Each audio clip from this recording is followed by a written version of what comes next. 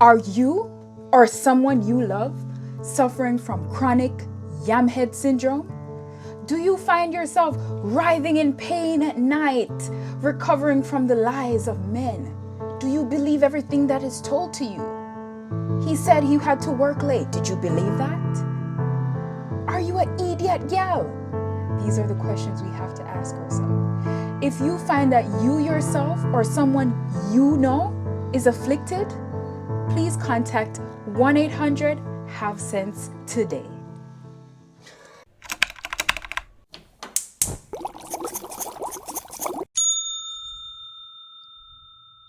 Thank you for joining me once again, guys. If you're returning, if you're subscribed, welcome back. If you're just joining me, welcome. On this corner of the internet, we talk about people business. Well, not really people business, just any social scandal, anything of interest that interests me and that I hope will interest you as well. This week, we're talking about Reesa Teesa. I believe it was around mid-February, early to mid-February, that Reesa graced us with her generous self with a 50-part series about who the F did she marry. It was not a work phone. It was simply a secondary personal phone. He told me it was a work phone. I thought that the company was paying for the work phone. That's what I thought. No. I'm going to give you a brief synopsis of what she discussed and a general synopsis of the lies that Legion told. It starts off in, I think she said it was 2 weeks for we got into the thick of the pandemic. She met him on Facebook dating, and then she said she also connected with him on Hinge. She asked him, do you remember we connected on Hinge as well? And oh, that's so crazy, whatever. On Facebook dating, they met up, they were having conversations. He took her to her favorite restaurant. At the time, it was the Cheesecake Factory. On the way, she blew her tires. She called him and he came in like a knight in shining armor. He repaired her tires, he paid for the repairs. That was the first sign to her that, oh, maybe this is the guy for me. Fast forward, they began dating a little bit more. She got pregnant. It wasn't expected or planned. She lost the baby, unfortunately. And during that time, it was always this pressure. Let's go find a house. Now that you're pregnant, we have to go find a house. They start looking for the house. Every time they would get to the point of closing on the house and that crucial step, they're gonna look for proof of funds or proof of income. Not really. Maybe. It's classified.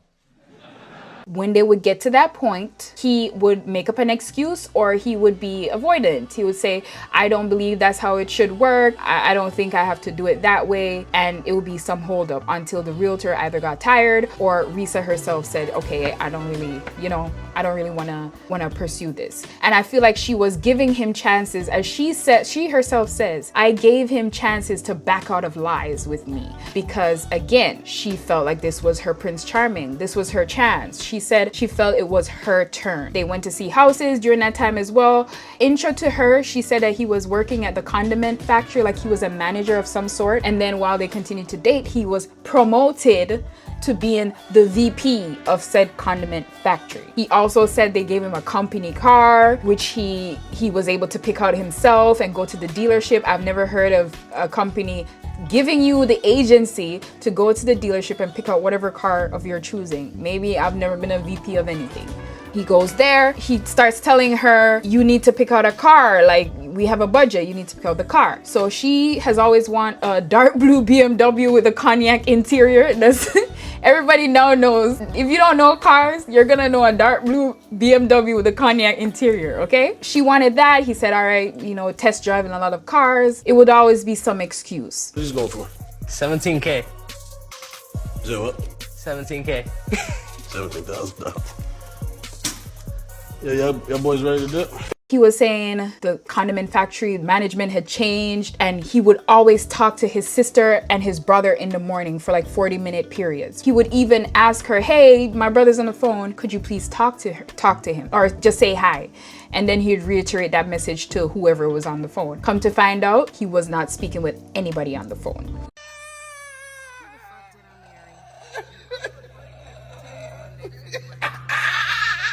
He also killed off several people, a la, what was that lady from the Netflix series, the lady who was killing people with curry? Every time Well, every time somebody would get close to her lies and her story, she would kill somebody else off. But he was metaphorically killing people off in his story. He would say, hey, my mom died of COVID, and then his uncle died of COVID, and then his ex-wife's daughter, who he was still close to the children, died of COVID, and he wanted permission to give them like $2,000. He also lied about, what else did he lie about? The lies are endless. It's so hard to keep up. He lied to his aunt. She didn't miscarry and she had a baby boy. He lied about that. He lied about, I think he said, okay, they went to counseling. That was another thing that they did. She was ignoring all the red flags up until that point. Even the minister's wife was like, something is not right here. She was gung-ho. She was like, no, I'm going ahead. It's gonna work. She was denying everything. The realtor was like, do your research. He lied about several houses they went to tour. He wanted to take her to London and Paris, which was a dream of hers. That didn't happen.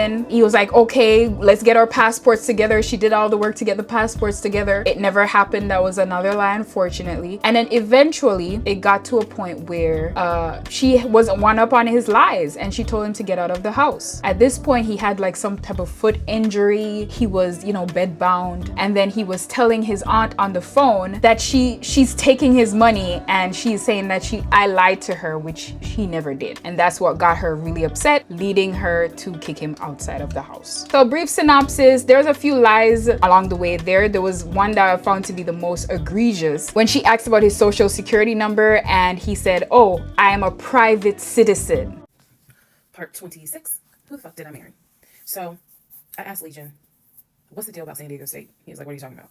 And I said, why is there no records of you there? I just came right out and said it. Without missing a beat, this man said, well, I was a private citizen. What the fuck does that mean? And what he said is that when he started at San Diego State, his father paid money so that, okay, it's important to say this with a straight face. His father paid money so that his name and social would not be publicized and he would be considered a private citizen. He said that he had a card where all he had to do was show the card. He does not have to give his name. He does not have to give any information because he had that card. He said, so San Diego State would not have any record of him, but he was in fact a student there. I said, and you claim that you played football. He was like, I did play football. I said, so you're saying that the school did not publish your name anywhere and they were in violation of NCAA rules? And he was like, why are you asking all these questions? And I said, I'm just curious. I'm just curious. You're saying that you were a private citizen, but yet how were you in compliance with NCAA if you were a private citizen and they did not publish your name on any roster? So that was his excuse. He was like, all I can tell you is that I was a private citizen. My dad paid for it. So I want to get into that because I've never known what a private citizen is. So let's look over at our trusty google.com. It says, what is a private citizen? So it says definitions of a private citizen: citizen who does not hold any official or public position. Type of citizen: a native or naturalized member of a state or other political community. So I also wanted to know why, because in the lie that he told, he said to her that his father paid for him to be a private citizen at the university that he attended, which I'm not sure of why you would want to be a private citizen in this case, unless you're under some type of witness protection. So let me look at why would people want to be deemed private citizens.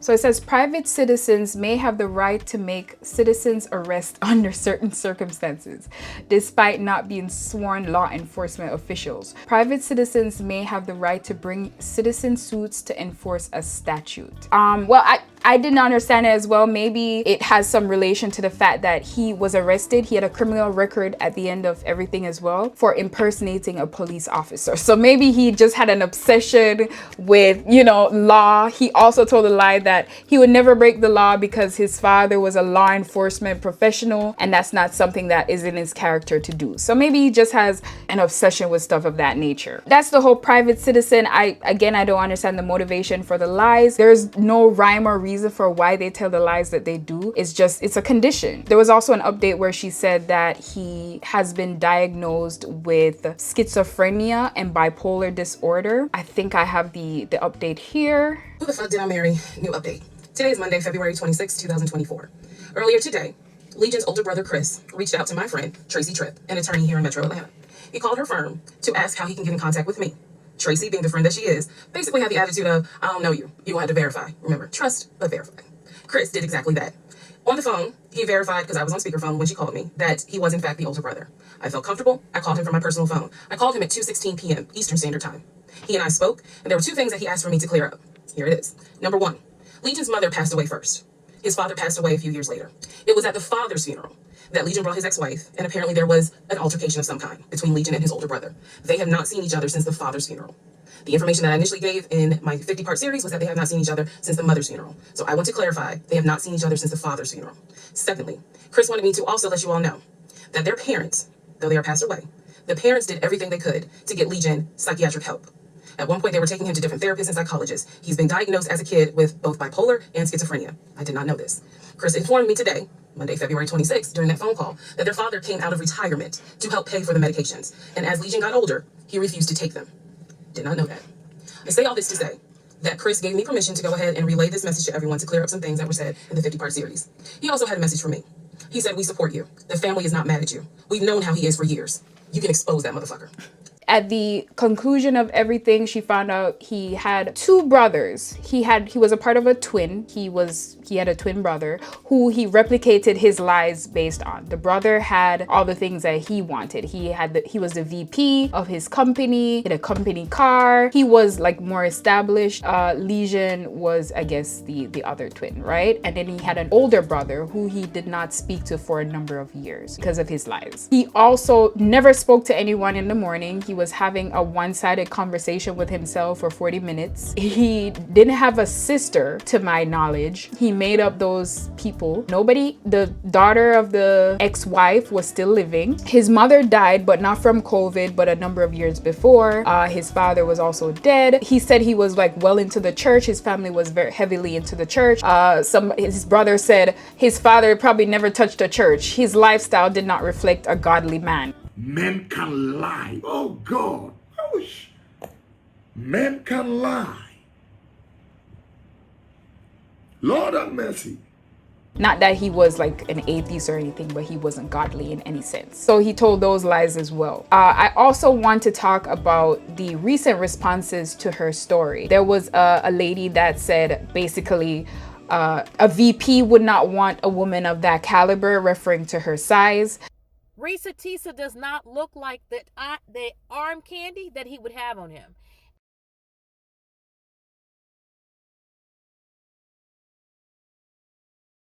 And most notably, there was a Breakfast Club interview with Charlemagne the God and I think Jess Hilarious, in which they discussed her, and he referred to her as a big back person. Madison threatens Charlemagne for his big back comment. Oh my God, no. Yes, that's what I said. I was like, oh my God, you should be real scared. Last week, I reported on the viral TikTok series, Who the F Did I Marry? By Reesa Teesa. And for those who may not be familiar, this is the woman who had an exclusive series on TikTok to share all the lies her ex-husband told her and how she believed them. Charlemagne shared his opinion on the story when I reported it. I'm gonna be honest with you, man. I hear a lot of big back behavior. Does she have a big back? She do give Sheila that was driving up the mountain. Okay. Yeah, she Sheila did. was beautiful though. Yeah, no. You talked about the big back, Yeah, not the the big face. back. Yeah, She's you're right. cool. What's your thing with big backs? No, I'm just saying because in a situation like this, some of you big backs, y'all gotta stop being so thirsty for a man. Oh my God, it's like this whole big back terminology, like, I've never heard anybody refer to anybody with a small back as a small back stick or macaroni or something like that. Like, what is this big back? It's so like a gorilla type, what do you call it, synonym. It's like somebody calling you a gorilla, a big back. I just hate that term. There's a man out there for you. Okay, this woman believed all of this because she wanted to believe all of this. Big back belief isn't like everybody else's belief. Okay, she said it herself. He said everything I wanted to hear. Yeah. She wanted to believe whatever was She coming out of wanted his to mouth believe that. because she wanted a man so bad. Okay, so T.S. Madison, a self-proclaimed big backer, she publicly checked in on the rest of the big back brigade to see how she should respond, and she said, #big back people, including me. Y'all letting Charlemagne get away with that? Or are we caving his face in? Let me know. Whoa. Yep, there was no LOL, there was no emoji, there was no nothing. First of all, why am I even talking to you? How you just include yourself into that? Now, if you were to say that to her, then what would happen? Oh, they'd be calling for my head on social What? media. I'm talking about social media Not in the only that. street. Yeah. Everywhere. They asked for you to be canceled, suspended, and all It's that. like, what are we even talking about? Well, let the record show, I didn't even know the young lady had a big back. Okay, I just said it sounded like big back behavior. And I know big back belief when I hear it. Okay. Okay, that's all. Well, I don't know why the big back brigade was upset at me. Well, I don't know how somebody just include themselves in it. I'm a part of the big back. Yes, I am a self-proclaimed big backer. I'm a big backer, a big dicker, a big banker, all that. So just so when you add big back on it, add big back, big bank, big motherfucking mouth, big energy, big presence. Add that on there. Big standing on business. Add that shit on motherfucking there when you talking about me. Like, why are we? I don't think she was serious, though. Was she serious? That sounded like a... I don't see no LOL. The beginning of it sounded like a joke to me. Well, is she a friend? Did she call you up and say, I'm just playing? No, I'm talking about the beginning when she said the big... All right, so I'm not going to do too much on that interview. I do have an issue with the whole, notion that somebody who is a bigger person, somebody who is what doesn't conventionally fit what the beauty standard is, that person is lacking in value, or they don't deserve as much grace as, say, a smaller person, somebody who's slimmer that fits the beauty standard. I feel like it's a belief that's rooted in fat phobia. It's a belief that's rooted in just like desirability politics, because say it was a traditionally attractive woman that came on and did that series, would it garner more sympathy? Or is it because she's a bigger person why people are making it seem like, oh, that sounds like somebody who's desperate for love? Like, we've all been there. We've all been a yamhead, We've all had a crave for somebody who would fit into what we consider a Prince Charming. We all have that Disney princess mentality, as millennials or people from that generation or before. We all have this escapism type of notion that somebody's gonna come rescue us. As she said, this man was paying her bills. He was paying for everything. He came and rescued her while she had a flat tire. He paid for everything. And that's when they were just meeting. So why wouldn't she fall under his, his ruse? Why wouldn't she believe his lies? Again, if somebody's paying all my bills, I'm not asking much questions. And I could understand how she fell victim to it, because again, it's not like the other cases with the titter swindler, where he just wanted to get some money from you. He wasn't asking her to pay any bills, right? So I feel like we could give this woman grace. It's a woman's story. Any woman could fall victim to a man who is intent on being a narcissist, pathological liar, schizophrenic maniac who wants to traumatize and destroy your life. It doesn't matter if your back is big like the 7 Mile Beach on the grill, or you have a tiny, slim, petite back. It does not matter. You can get played. You can also be a yamhead as well. All right? So I just didn't agree with that. I also saw that she was on the Tamron Hall interview, and I also linked that clip as well. What negative comments have hurt the most, I guess? The ones where they say, she did this for clout. This is not the way to get clout. Because you are literally opening up yourself, and again, you're being vulnerable. Those hurt. The ones that talk about the fact, and I know people have seen this, she does not look like what a VP would date. And it was a woman, it was a TikTok creator who was talking about my looks. And then there was a very famous personality that called me a big back, talking about my weight. And so it's things like that I'm like, Jesus, I can already admit I'm self-conscious, as a heavier woman. I feel like how I look should not dictate whether or not I deserve what I want. So that was disappointing, and it was hurtful, especially the one that was the more famous personality. Because again, I'm more than just my weight, and not to mention,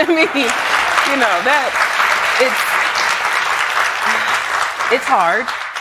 I will admit this, I appreciate when I've met both men and women who have said thank you. Because for me, it's like, okay, I know I'm getting attacked, but it did help somebody. when I hear someone that said, girl, I watched all 50 parts, I genuinely am humbled that someone took 500 minutes out of their life and watched the story that I went through. And my prayer is that, again, if there is a woman or man who's like, I want to be married, I want kids, I want this, and I need to have it right now, and you know something's wrong, but you're afraid to investigate because you're afraid that you might be wrong. And it's like, I'm here to say, look, it costs nothing to verify, but if you don't verify, honey, it may cost you everything.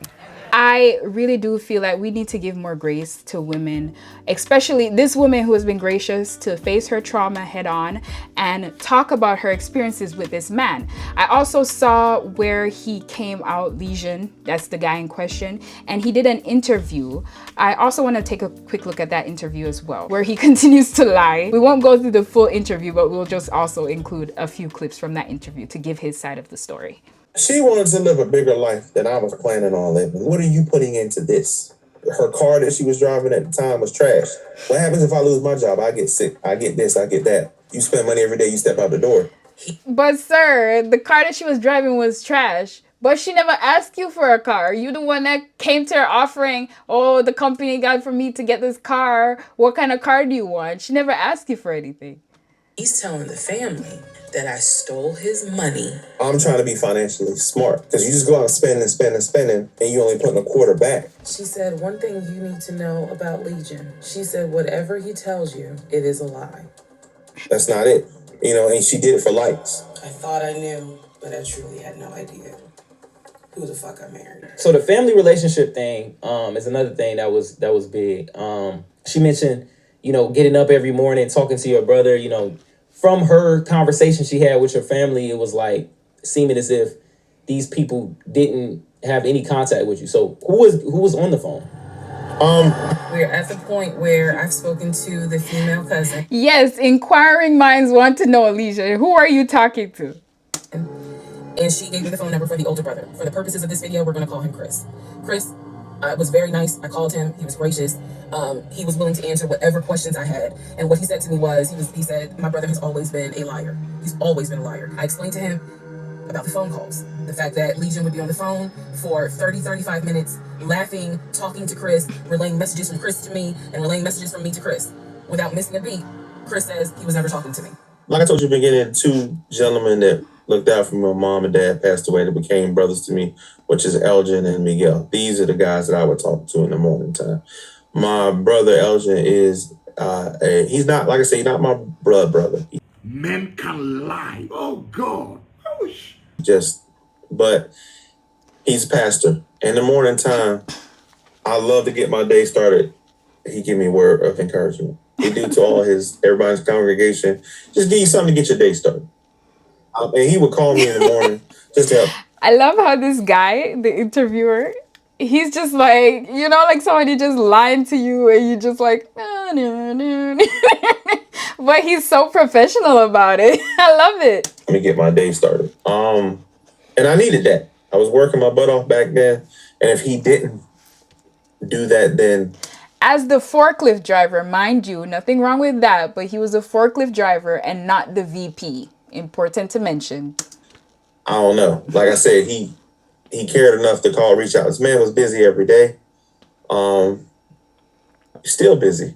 And he just a hell of a pastor, but at the same time. Okay, so we've seen enough to know that we can't get the truth out of Legion, okay? With a name like Legion, we can't expect much of the truth.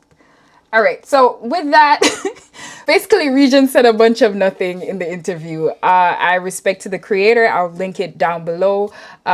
He just ran around the questions.